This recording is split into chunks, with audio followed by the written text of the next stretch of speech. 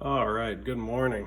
So, from this video, I'm going to be explaining how to exactly draw from the grid with our reference photo, the skeleton, behind our template in Google Drawing. So, once you get everything set up, the rest is actually going to be pretty easy.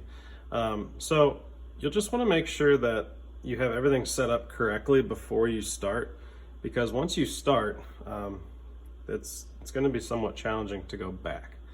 So at this point, you should have your paper pretty much mapped out, gridded out carefully, using the long metal meter stick.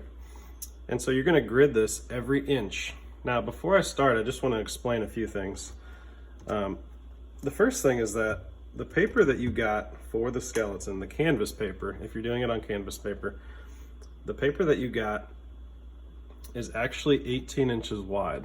And the reason why we do that is because we want a little bit left over, and we're eventually going to crop it off right on this line that I drew a little bit darker just to show you. Okay, so just kind of think about the letters are going to be cut off, the numbers are going to be cut off, and then towards the bottom, the last 3 rows are all going to be cut off. Okay, so that from this point down. Okay, and so because we're cutting off 3 inches from the bottom, we're cutting off 1 inch from the top. That's going to make it a 20-inch in height piece of art. Okay, and because we have 18 inches wide, but we're cutting off 1 inch and another inch, that's 18 minus 2, so now we have 16 down here.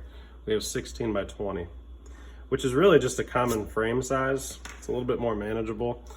Plus, I think it also gives us a little bit of room to work on pushing everything off the sides of the paper and not have to worry about getting it on the board or on the table.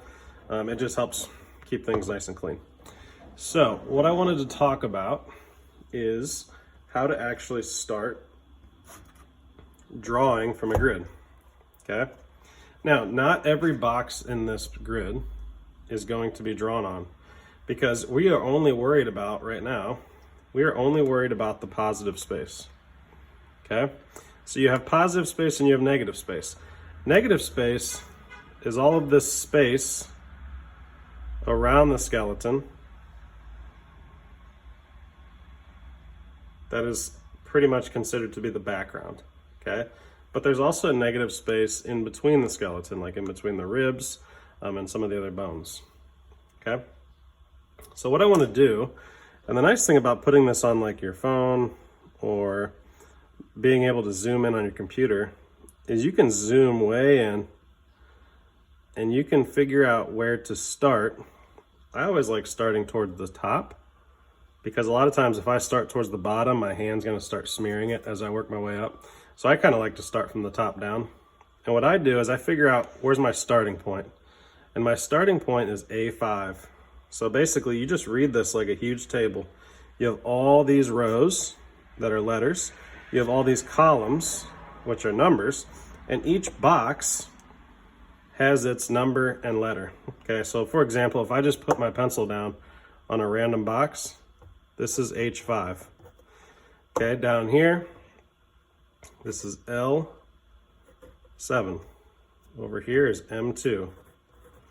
Okay, so basically all I need to do is make sure that M2 looks exactly like M2, which is actually, luckily for, in this case, it's negative space, so I'm not going to put anything in L2. Okay, L3, you may see just a little sliver of that arm bone. So make sure that in L3, you have that little sliver of the arm bone, and that's all you really need to do for L3. Okay, now there's a variety of ways that people do this. Some people that are a little bit new to this and not as confident, what they will do, oh come on, what they will do is they will actually go all the way through the A columns, and they'll keep going down and they'll keep going down until they run into A16. Then they'll go to B, and they'll go B, B, B, B, B, all the way across like that. Personally, I'm a little bit more experienced with this and I'm feeling pretty confident. So what I'm gonna do is I'm just gonna bounce around, but I'm always gonna keep track. Every time I switch boxes, I'm gonna double check and make sure I'm on the right box. So for example, I would start in box A5. Okay, I know this is row A, column 5.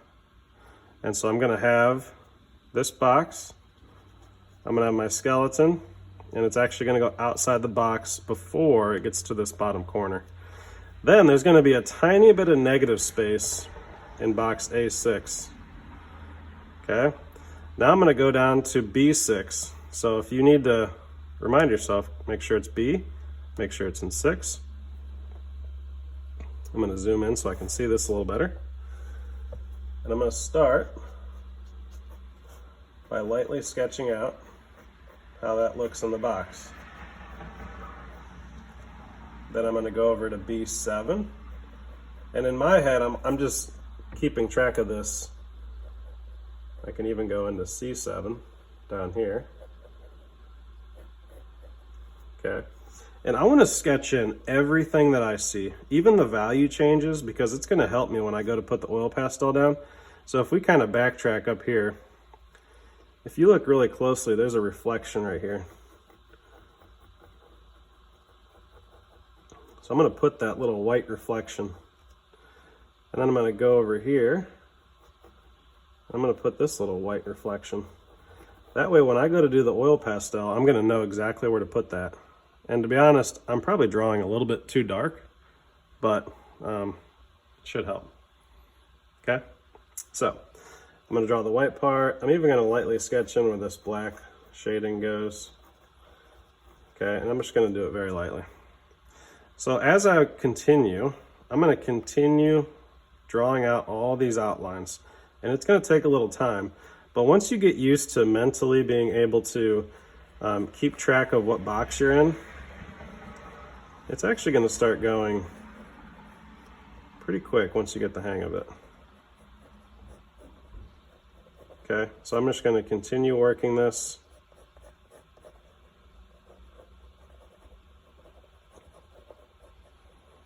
Okay, I'm keeping track. I'm in B9 still. Okay, I got this part that's cut off here. I got this collarbone that comes up all the way to where I left off right here. I got this nice negative space here. And I'm just going to continue drawing box by box. And it really should line up nicely as long as I'm keeping track of which box I'm in. All right, so I'm going to continue drawing, continue going and making sure I'm in the correct box. I'm going to draw the entire skull. I'm going to draw the whole spine. I'm going to draw every single piece of this skeleton I can. And when I'm done, hopefully, as long as I stayed in the correct boxes, when I'm done, it's actually all going to line up nicely. And I'm going to have a perfectly proportioned and perfectly scaled drawing on this large piece of paper. By the way, if I haven't explained this thoroughly yet, the term scale is taking an image this big and scaling it so it's now this big. So I'm changing the scale of the actual image. This also changes the scale when you zoom in, making it bigger, but also keeping track and making sure that everything stays in proportion, which proportion just means that all these pieces are the correct size compared to each other. Okay, so scale and proportion, those are the two big terms, and that's what the grid is really going to help us accomplish. Okay, so hopefully this video helps, and that's all I have for you. If you have any questions, obviously feel free to email me, and I hope to see you soon.